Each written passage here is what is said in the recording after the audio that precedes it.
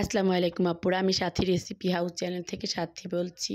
আজকে আপনাদের জন্য নতুন একটা রেসিপি নিয়ে এসেছি। আপুরা, ব্লেন্ডার জারে প্রথমে কিছু চিংড়ি মাছের মাথা দিয়ে দিলাম, তাতে কিছু পটলের মাঝখানের যে অংশটুকু দিয়ে দিলাম, তাতে দুটো কাঁচামরিচ দিলাম আর কিছু পেঁয়াজ দিলাম, দিয়ে ব্লেন্ড করে নিলাম। ব্লেন্ড করার পরে এই তো দেখেন। তারপরে আপুরা একটা পাত্রে একটা বলে কিছু পটল আর কিছু আলুর মাঝখানের অংশটুকু তুলে ফেলেছি, তাতে কিছু হলুদ গুঁড়ো আর একটু লবণ দিয়ে মাখিয়ে নিয়েছি। তারপরে একটা বলে ওই যে যেই মশলাটা করেছিলাম চিংড়ি মাছের মাথা আর পটল দিয়ে, সেই মিশ্রণটা ঢেলে দিলাম। তাতে কিছু হলুদের গুঁড়ো, কিছু মরিচের গুঁড়ো আর কিছু আদা রসুন আর লবণ দিয়ে মাখিয়ে নেব। আর কিছু চিংড়ি মাছ, ছোট চিংড়ি মাছগুলো পুরা কেটে নিয়েছিলাম সেগুলো। এখন কিছু বেসন দিয়ে এই মশলাটা মাখিয়ে নিব। এটা পুরা পটল আর আলুর মাঝখানের পুর। এই তো পটল আলুর মাঝখানে এভাবে পুরটা ভালো করে দিয়ে দেব।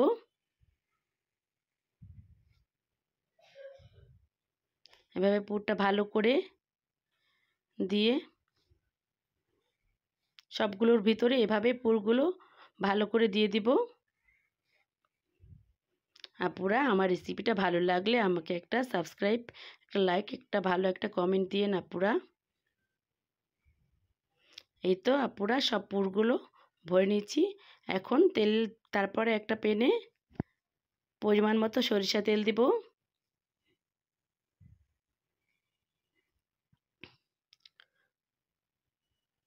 এখন এই তেলের ভিতরে এই আলু পটলগুলো ভালো করে ভেজে নেব উল্টে পাল্টে।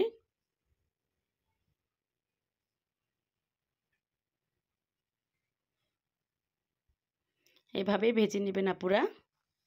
খেয়ে দেখবেন আপুরা, আমার রেসিপিটা খুবই ভালো লাগবে।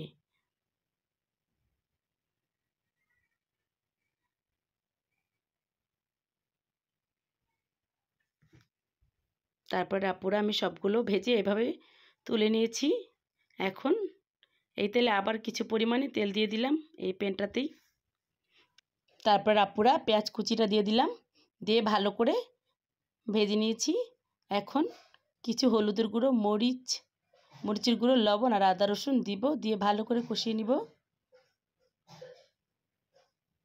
ভালো করে কষিয়ে নেবেন আপুরা, তরকারি যত কষাবেন ততই ভালো লাগবে।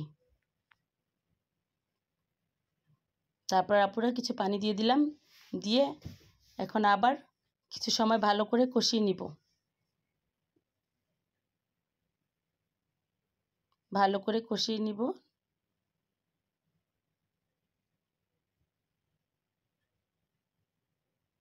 তারপর আপুরা ঝোল দিয়ে দিব।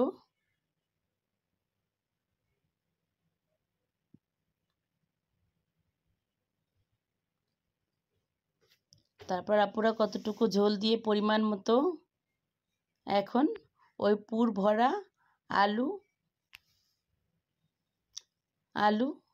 আর পটলগুলো দিয়ে দিব আপুরা। আপুরা, আমার ভিডিওটা ভালো লাগলে আমার রেসিপিটা শেয়ার করে দিয়েন, যাতে সবাই দেখতে পায় আপুরা। তারপরে এই তো আপুরা সবগুলো দিয়ে দিয়েছি, তাতে কিছু কাঁচামরিচ ফালি করা আর কিছু টমেটো দিলাম, দিয়ে আর দুটো ডিম সেদ্ধ করা দিয়ে দিলাম আপুরা। এভাবে রান্না করে নেবেন আপুরা, ভালো লাগবে।